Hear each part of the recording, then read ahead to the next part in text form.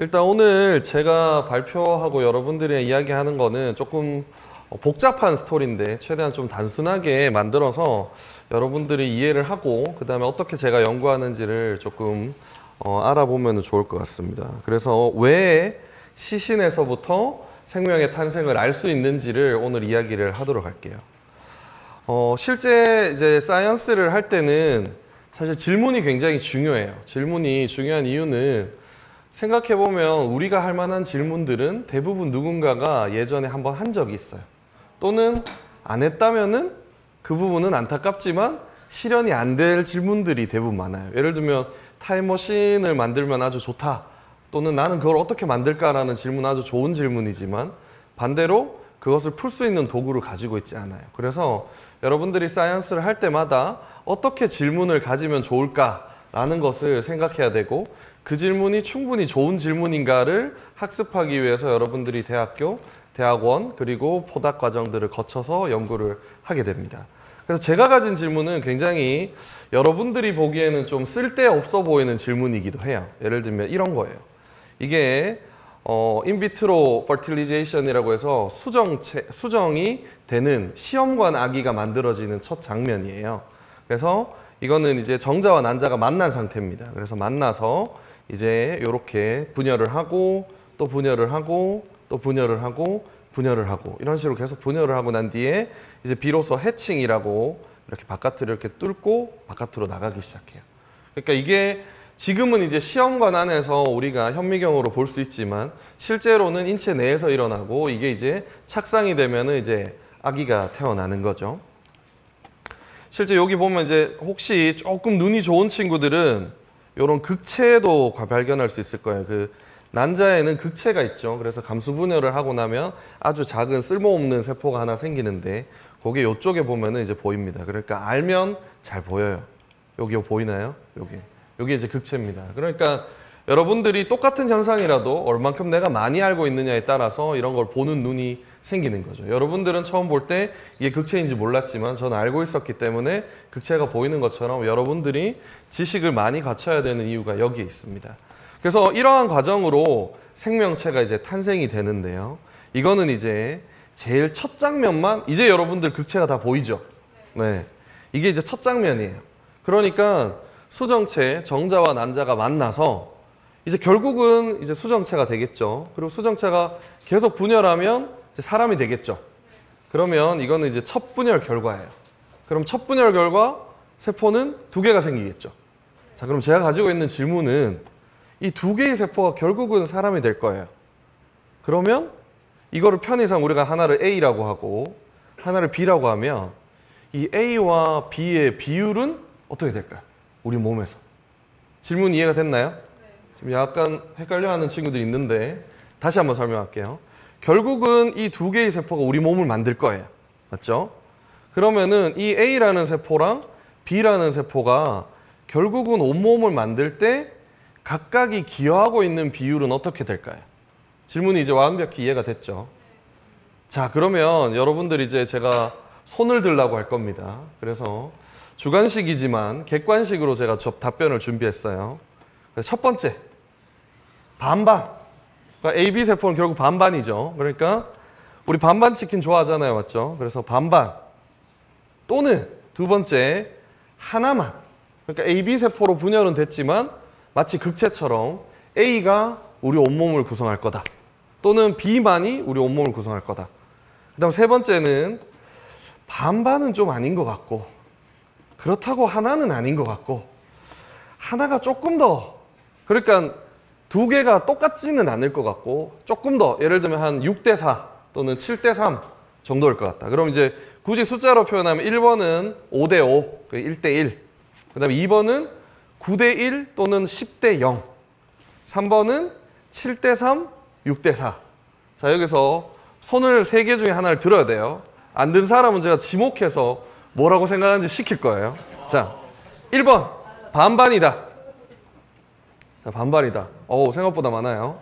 자, 2번 하나만 우리 몸을 만들 것 같다. 틀려도 괜찮아요. 2명. 3번 하나가 약간 좀 더 많은 것 같다. 네. 지금 이제 대세는 1번과 3번, 그다음 로또를 노리는 두 친구가 있어요. 네.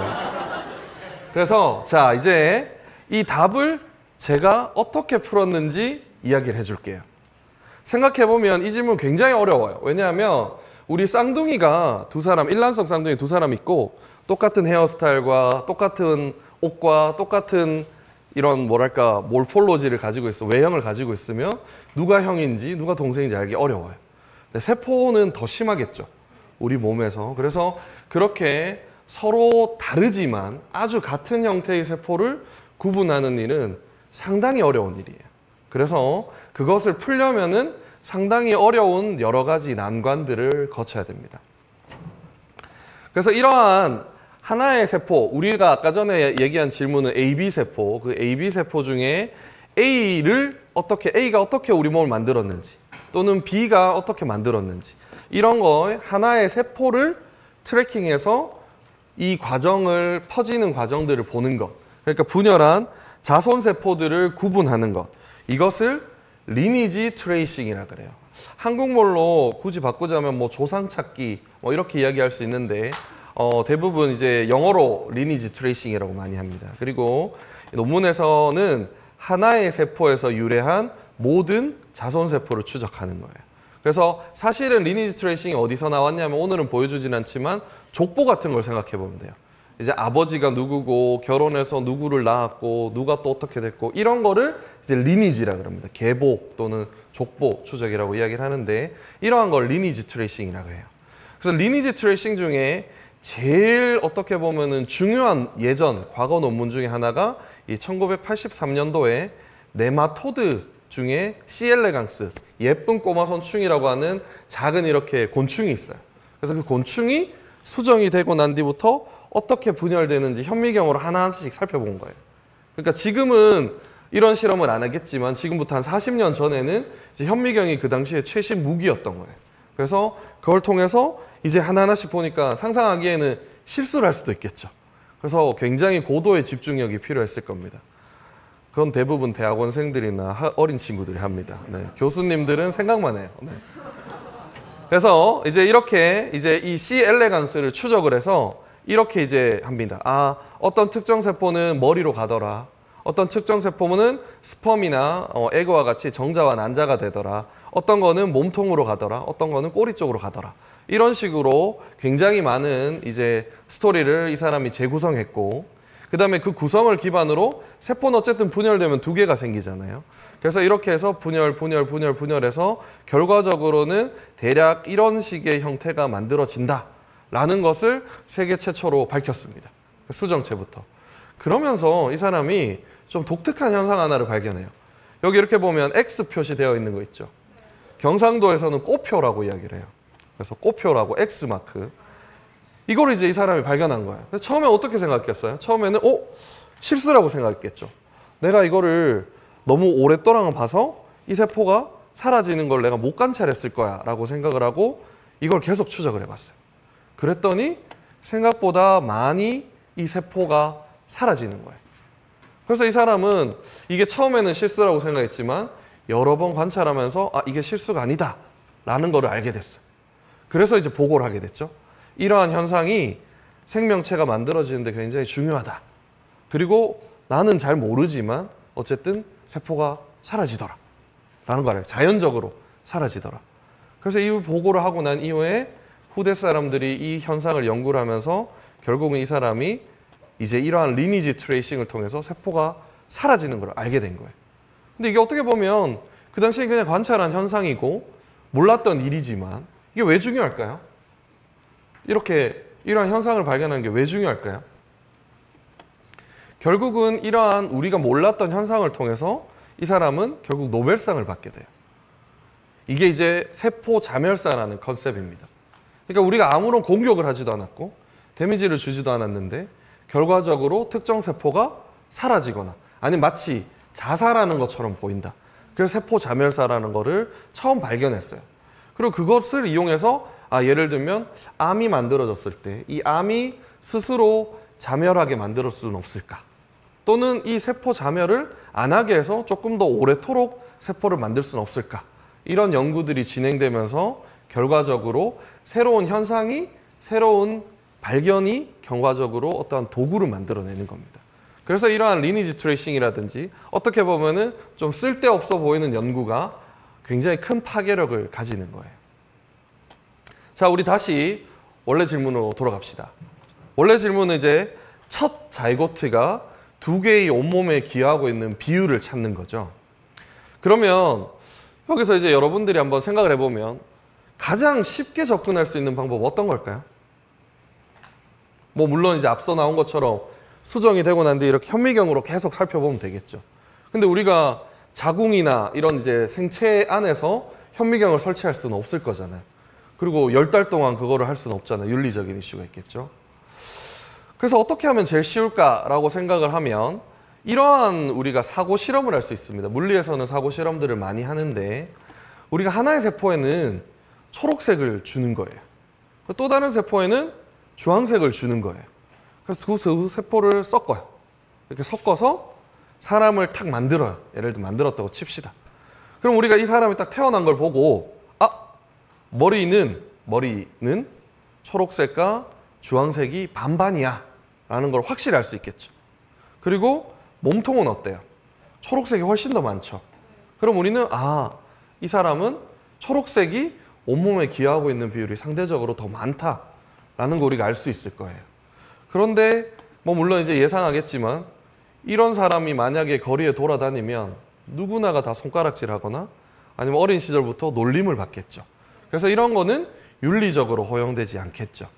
그래서 이러한 방법이 가장 간단한 방법이지만 우리는 사람에게 적용을 할 수가 없습니다. 그래서 우리는 제가 이제 예전에 이렇게 이제 석사 과정, 박사 과정, 그 다음에 대학원 과정, 이후에 포닥 과정, 일실점에서 이제 마우스를 이용해서 그러니까 우리가 이제 돌연변이 마우스를 이용하는 거죠. 또는 유전자 변형 마우스를 이용해서 이러한 물감을 넣는 방법들이 많이 개발이 돼 있어요. 그래서 그런 거를 마우스 리니지 트레이싱이라고 합니다. 예를 들면 이렇게 초록색 물감을 넣기도 하고 빨간색 물감을 넣어서 이 세포가 어떻게 분열하는지, 이 세포는 자기 물감을 후대의 DNA로 전달을 해요. 그러니까 자손세포들도 똑같은 세포의 색깔을 가지게 되는 거죠.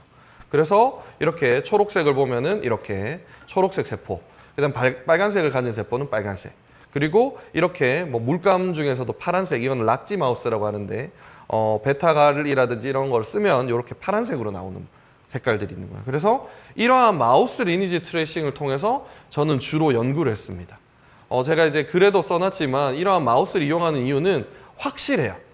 예를 들면 이 색깔은 빨간색을 가지고 있고 빨간색을 가진 세포는 자연적으로 생길 수 없기 때문에 이 빨간색의 자손세포들만 빨간색을 가지니까 우리가 빨간색을 가진 자손세포들이 이렇게 바뀌었다라는 걸 알 수 있는 거죠.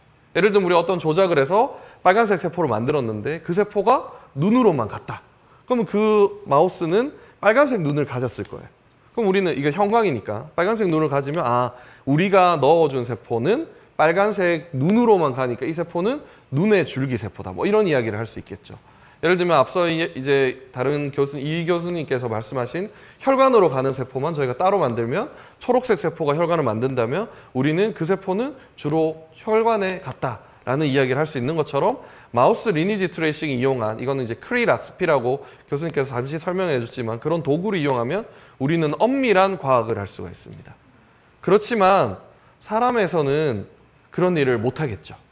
사실 저는 지금은 이제 진료를 많이 보진 않지만 저는 이제 헤어 폴리클, 머리카락 연구를 주로 했었어요. 그래서 탈모 수술도 많이 했습니다. 그래서 대머리 환자들을 대상으로 이렇게 모발 이식 수술도 하고 그 다음에 그러한 치료도 많이 했었어요. 그런데 실제로 이러한 치료를 하는 것은 결과적인 일이고 그 치료를 할 수 있는 여러 가지 상황들을 이제 연구를 통해서 해결을 할 수가 있어서 저는 이제 주로 이제 사람을 치료하는 것보다 좀 더 연구에, 그래서 이제 의대를 졸업을 하고 저는 기초의학을 주로 진행을 했습니다. 그래서 그런 지금 이제 의사과학자라고 하는 그런 테두리에 많은 연구자들이 있어요. 그래서 어쨌든 예상컨대 제가 잠시 이야기했지만 이렇게 윤리적으로 누군가의 유전자를 우리가 변형시켜서 사람을 태어나게 만들면 나의 궁금증은 해결이 되겠죠. 그런데 혹시 여기서 제가 그렇게 궁금하니까 자기 몸을 빌려줄 사람 있나요? 유전자 조작을 하겠다. 난 내 자식을 희생하겠다. 있나요? 제가 봤을 때 없을 것 같아요. 그리고 그런 거는 실제로 그런 실험을 하고 싶다고 하더라도 IRB라고 하는 윤리위원회를 통과를 해야지만 결과적으로 이 실험을 할 수가 있습니다. 그래서 현재 시점에서는 우리는 유전자 변형 사람을 만들 수가 없어요. 그러니까 이제 이게 또 다른 난관이 되겠죠. 그래서 이걸 어떻게 극복할까라고 이제 고민을 했습니다. 실제 이제 이 부분부터는 약간 어렵지만 이해만 하면 조금 쉬워요. 그래서 우리는 교과서에서 이제 이런 이야기를 배우죠. 일란성 쌍둥이는 유전자 DNA가 동일해 라고 배우죠. 두 번째, 우리 몸이 가지고 있는 세포는 다 수정체에서부터 시작한 세포가 분열했는 거니까 모든 DNA는 동일해 라고 배워요. 그리고 실제 교과서에도 그렇게 알고 있고, 여러분들이 제 수업을 이제 제 강의를 듣고 혹시나 수능 문제에 다르다라고 얘기를 하면 그건 맞는 이야기인데 이제 교과서엔 그렇게 돼 있진 않아요. 그리고 연구는 여러분들이 알고 있는 여러 가지 상황 중에 제일 끝단을 하기 때문에 예외적인 상황들을 공부하고 있기 때문에 교과서에는 그런 예외적인 상황들을 많이 싣지는 않아요. 그런데 어쨌든 저는 이제 앞으로 한 5, 6년 뒤엔 교과서가 바뀔 거라고 생각을 해요. 어쨌든 교과서에는 한 개체 내에서는 모두가 동일한 DNA를 가지고 있다고 이야기를 하고, 심지어 그런 부분에서 돌연변이가 생기면 그 돌연변이를 이제 극복하는 그걸 리페어 시스템 또는 한글로는 수복 시스템이라고 이야기를 해요. 그래서 그런 걸 리페어해서 결국은 돌연변이가 안 생긴다 라고 교과서에서는 설명하고 있어요. 대부분은 맞는 말이에요. 그런데 일란성 쌍둥이처럼 생각을 하면 되죠. 일란성 쌍둥이는 동일한 DNA를 가지고 있다고 이야기를 하니까. 그런데 과연 그럴까? 라는 질문이 이제 제가 한 질문입니다. 그리고 저 말고도 많은 다양한 연구자들이 이제 진행을 한 거예요. 이제 실제로 한 개체 내에서 모든 세포는 정말로 동일한 DNA를 가지고 있을까? 결과론적으로는 아니다라는 것이 이제 밝혀졌습니다. 실제 이제 많은 연구들이 진행되면서 한 개체라고 할지라도 서로 다른 DNA를 가질 수 있다. 그리고 그거의 제일 극단적인 예가 이제 암이에요. 종양이에요. 그렇지만 이제 일반적인 상황에서도 이런 일이 발생한다는 것을 많은 연구들을 통해서 알게 됐습니다. 그리고 당연히 그러한 연구들은 이제 새롭고 예외적이면서도 우리가 이걸 풀어내기 때문에 좋은 연구지, 예를 들면 뭐 네이처라든지 사이언스라든지 셀과 같은 이런 좋은 파괴력이 높은 연구 논문에 이제 실리게 되겠죠. 그래서 이제 사람들은 이제 개개인의 세포가 분열할 때마다 더 미세한 돌연변이가 하나둘씩 생길 수 있구나라는 것을 알게 됐어요. 물론 아직까지 여러분들은 모르고 있고 많은 사람들이 모르고 있지만 알게 됐어요. 그래서 이제 저는 이 방법을 쓰면 혹시 우리가 A와 B를 구별할 수 있지 않을까라고 생각한 겁니다. 그래서 한 개체 내에서 돌연변이가 생길 수 있으니 우연하게도 이 자이고트, 수정체가 분열을 짠 할 때 A세포에는 A라는 돌연변이가 생기고 B세포에는 B 돌연변이가 생기고 B세포에는 A 돌연변이가 없고 A세포에는 B 돌연변이가 없다면 우리는 A, B를 구분할 수 있겠죠. 이 컨셉을 이제 이렇게 이제 소마틱 모자이시즘이라고 이야기를 합니다. 이 얘기는 많이 하진 않겠지만 실제 개체에서 어떤 아이나 이런 이제 여자분 같은 경우에는 피부과적 질환에서 이제 사실은 이제 의학이랑 많이 이제 매치가 되는데 이미 우리는 이런 모자이시즘이라는 걸 알고 있었어요. 한 사람에서 이제 이 여자 같은 경우에는 이제 아주 유명한 이제 역사적인 인물 중에 하나인데 특정 세포가 돌연변이가 생겼어요. 그런데 그 돌연변이가 생기면서 아무런 영향이 없을 수 있지만 이 여자는 안타깝지만 얼굴에 있는 점이 생기는 형태로 돌연변이가 발달을 하게 된 겁니다. 그래서 이 온몸의 다른 부분은 다 괜찮지만 이 피부에 있는 요 세포들이 분열한 자손세포들은 다 이렇게 점을 가지게 된 거예요. 그래서 우리는 이 점이 있는 세포와 점이 아닌 세포를 우리는 구분할 수 있겠죠. 그리고 그걸 뜯어보니까 DNA가 다른 거예요. 그래서 다르다. 그래서 모자이크다. 이렇게 얘기합니다. 이 아이도 마찬가지입니다. 아이도 온몸에서 이렇게 세포가 빨간색으로 되어 있는 이제 질병이 있는 부분과 아닌 부분이 있는데 그 세포가 이렇게 분열을 하면서 이러한 특징을 가지게 된 거죠. 그래서 우리는 외형적으로 이렇게 빨간색이 있는 세포들이 어떻게 성장하는지를 알 수 있는 거예요. 그 생긴 시점 이후부터. 그래서 이거를 모자이시즘이라고 이야기를 합니다. 그래서 이러한 방법을 이용하면 이제 이걸 조금 더 이제 제가 이제 논문에 이제 최근에 냈는 건데 수정체가 하나를 분열을 해요. 분열하면 이제 A 세포가 되고 B 세포가 되는데 이때 돌연변이 A가 탁 끼이는 거예요. 그리고 B가 끼이고 또 분열하면 C가 끼이고 D, E, F가 끼이고 G가 끼이면 이제 이 초록색 세포는 어떻게 될까요? ACG라는 돌연변이가 축적이 됐겠죠. 반대로 이 노란색 세포는 BFN이라는 뮤테이션이 축적이 됐겠죠. 그 다음에 이 핑크색 세포는 ADJ라는 돌연변이가 축적이 됐겠죠. 그러면은 이걸 가지고 이 초록색 세포와 핑크색 세포는 A의 자손이다라는 걸 알 수 있겠죠.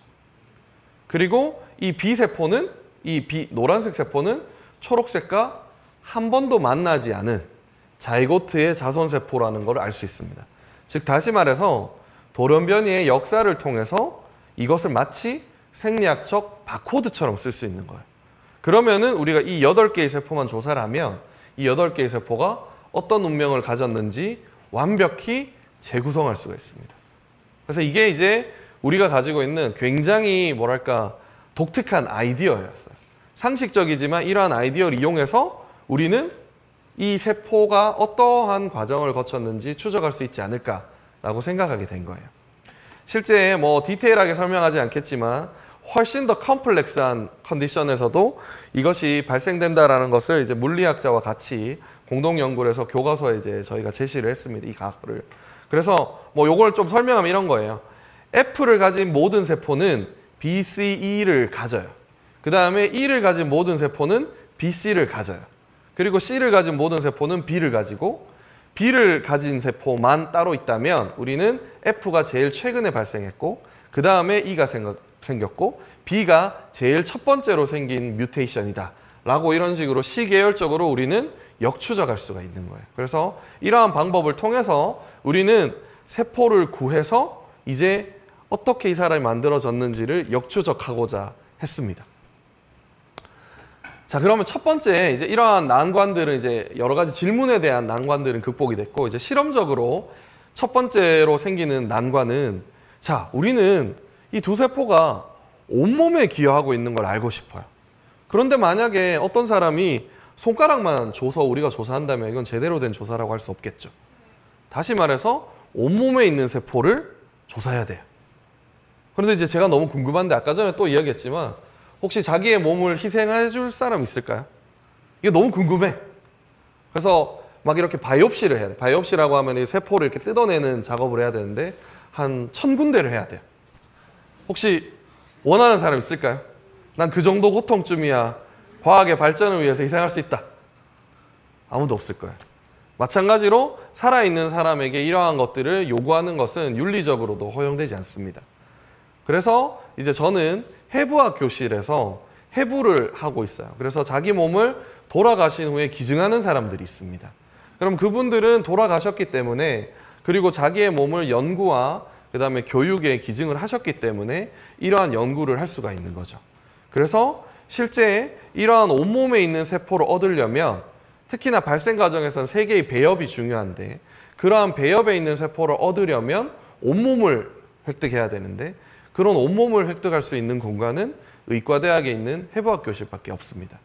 물론 일부는 수술을 통해서 우리가 얻을 수도 있어요. 실제 저도 그렇게 수술하기도 하고 뭐 예를 들면 이제 뭐 캔서가 암이 있는 경우에는 온몸에 있는 이제 뭐 창자라든지 이런 것들을 이제 드러내기도 합니다. 그래서 그런 식으로 하긴 하지만 온몸을 얻으려면 이제 기증된 시신을 이용할 수밖에 없어요. 그래서 그 다음 사진은 이제 시신 사진을 이제 짧게 보여줄 건데 그래서 이런 식으로 이제 돌아가시면 이렇게 온몸에 있는 여기 이제 혹시 노란색이 보일지 모르겠습니다. 이제 돌아가신 분이고 이제 여기에 노란색으로 이렇게 온몸이라고 할 수 있는 바이옵시를 하고 제가 직접 이렇게 브레인을 꺼내고 그 다음에 배를 갈라서 이제 내장 장기를 꺼내고 이제 요거는 이제 폐고요. 그 다음에 요거는 이제 간이에요. 그런 식으로 온몸에 있는 세포들을 하나하나씩 이제 얻을 수가 있었습니다. 그래서 이제 어떤 분은 이제 본인의 뇌만 기증하신 분도 있고 어떤 분은 온몸을 이렇게 기증하신 분도 있어요. 그래서 요거는 실제로는 퍼블리싱 됐고 이 피규어는 지금 이제 다른 논문에서 준비를 하고 있습니다. 그래서 첫 번째 난관은 극복이 됐어요. 그래서 우리는 온몸에 있는 세포를 다행히도 구할 수 있었습니다. 두 번째 난관은 뭐냐면 우리 몸에 가지고 있는 DNA는 총 30억 개예요. 30억 개. 그러면 30억 개가 어느 정도의 수준이냐 하면 중국 인구가 14억 명이에요. 그다음 인도 인구가 13.8억 명이에요. 둘이 합치면 한 28억쯤 돼요. 그리고 이제 거기에 2, 3억을 더해도 DNA 염기 숫자보다 적어요. 그런데 그 중에 우리는 한 개를 찾아야 돼요. 그러니까 우리가 중국이랑 인도에 우리가 모르는 누군가 박 깔고 있는 사람을 찾아야 되는 거예요. 그런데 우리가 그걸 숫자를 셀 수 있을까요? 숫자를 못 세요. 그래서 컴퓨테이셔널 바이올로지가 필요하고 라지 스케일의 슈퍼컴퓨터가 필요해서 실제로 저희는 그런 것을 이용해서 합니다. 오늘 뭐 자세하게 시간 때문에 이야기를 하진 않지만 실제로 이런 다양한 바이오 인포메틱 알고리즘을 디벨롭해서 이 30억 개 중에 찾고 해서 진짜 시그널을 찾는 거는 상당히 어려운 일인데 여러 가지 이러한 알고리즘을 통해서 노이즈와 돌연변이를 분리해서 우리가 원하는 하나 또는 두 개의 돌연변이를 찾아내는 과정이 이제 굉장히 많이 필요합니다. 실제로 그래서 이러한 웻 실험이라고 이야기를 하는 것이 이러한 다양한 시신에서 세포를 배양해서 얻는 것. 그 다음에 이거를 컴퓨터를 통해서 분석하는 거. 그래서 이거를 드라이 또는 바이오 인포메틱 BI라고 이야기를 해서 그 두 개의 실험이 같이 진행돼야지만 이러한 결과를 알 수가 있습니다. 그래서 실제 이제 저희 그 실험실에는 이러한 웻 인바이러먼트랑 그 다음에 드라이 랩 인바이러먼트를 다 갖춰서 제가 이제 예전에 있었을 때는 경북대 의대, 지금 이제 연세대 의대에서 이러한 웻 실험과 드라이 환경을 할 수 있는 환경을 이제 구축해요. 그러니까 실험을 그냥 단순하게 내가 짠 해서 할 수 있는 게 아니라 이러한 여러 가지 환경들을 만들고 그 환경들에서 이러한 가설을 증명하는 것이기 때문에 굉장히 그러한 준비가 안 된 곳이라면은 이러한 실험들을 잘 할 수가 없겠죠. 그리고 안 돼 있다면은 시간을 들여서 여러 가지 환경을 만들어야 되겠죠. 그래서 이제 여러분들에게 결과를 알려줄 거예요. 첫 번째로 저희가 이제 이 오른쪽 다리에 있는 세포를 이렇게 조사를 했어요. 그랬더니 이 세포는 이러한 운명을 가졌다는 걸 알게 됐어요. 돌연변이를 통해서. 그래서 우리는 이제 궁금해서 처음에는 이 세포의 바로 옆에 있는 세포를 조사를 했습니다. 그래서 바로 옆에 있는 조사를 하니까 이 세포는 비교적 해부학적으로는 거리가 굉장히 가깝지만 이 세포는 평생 동안 한 번도 만난 적이 없었어요. 그리고 점점 반대쪽에 있는 세포들 조사하니까 오히려 빨간색 세포가 더 운명이 가깝고 이런 식으로 온몸에 있는 세포들을 조사해 본 결과 각각이 가지고 있는 해부학적인 위치가 가깝다고 해서 항상 발생학적으로 가깝진 않다라는 사실을 세계 최초로 알게 되었습니다. 그리고 이러한 것들을 통해서 저희가 이제 네이처에 보고를 2021년도에 할 수 있었는데요.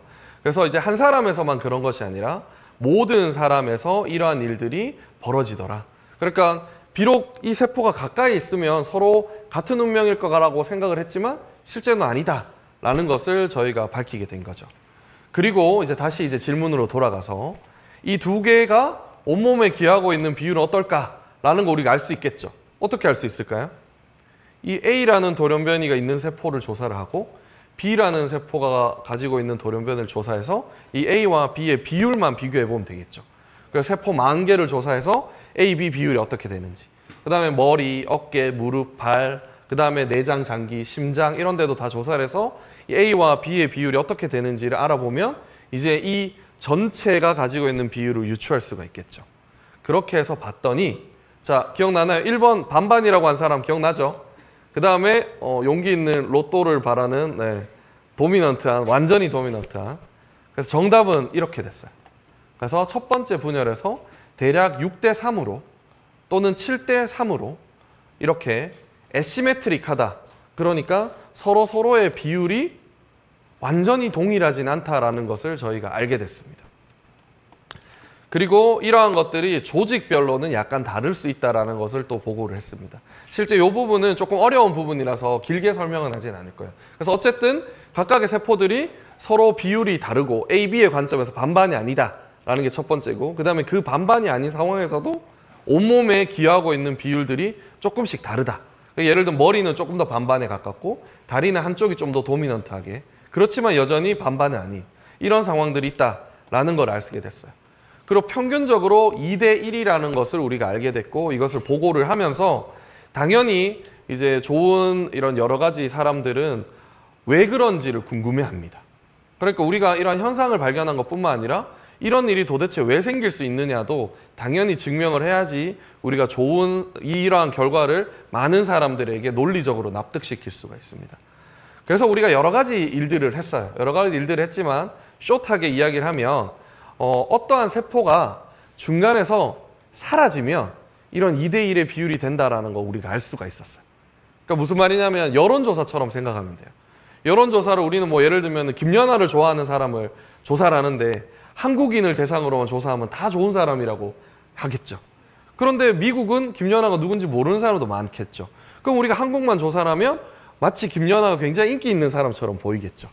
그렇지만 미국에는 그런 거를 잘 모를 수 있습니다.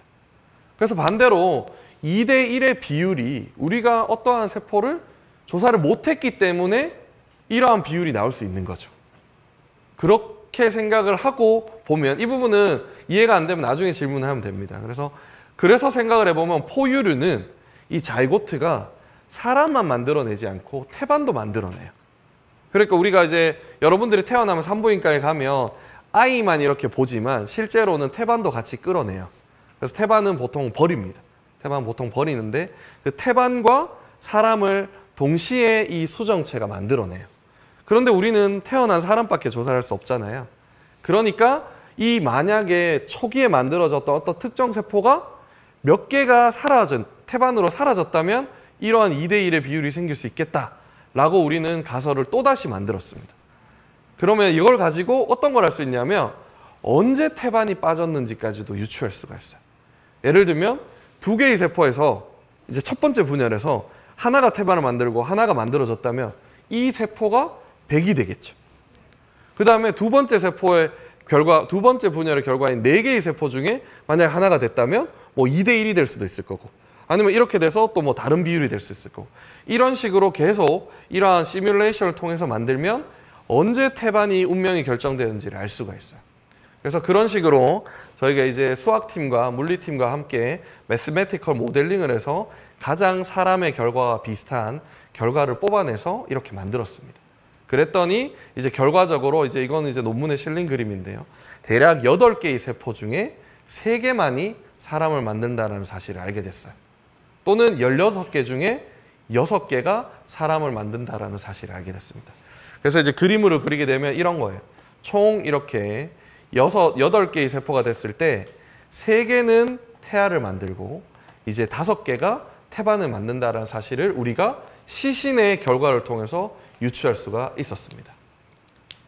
그래서 이건 어떻게 보면 굉장히 슬픈 이야기예요. 왜 슬프냐? 여러분보다 태반이 더 중요한 거예요. 만들어질 때는.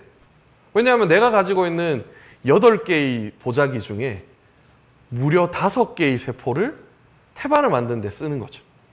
그리고 3개만 여러분을 만드는 데 쓴 거예요. 그러니까 그만큼 초기의 영양을 어떻게 공급하느냐가 태아의 생존에 중요하다는 겁니다. 그래서 그러한 스토리들을 이야기를 많이 하면서 결과적으로 이 결과들을 저희가 제시를 할 수가 있었습니다.